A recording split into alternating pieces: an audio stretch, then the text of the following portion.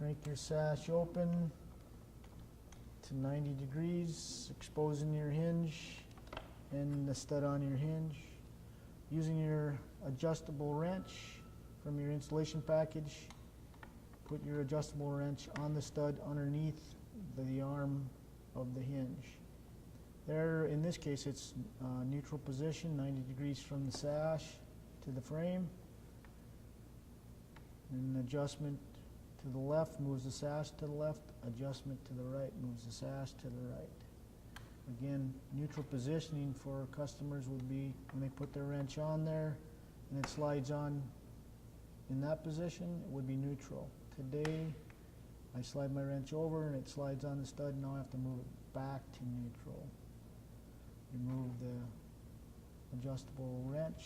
After your adjustments, close your sash and look for operation and reveals.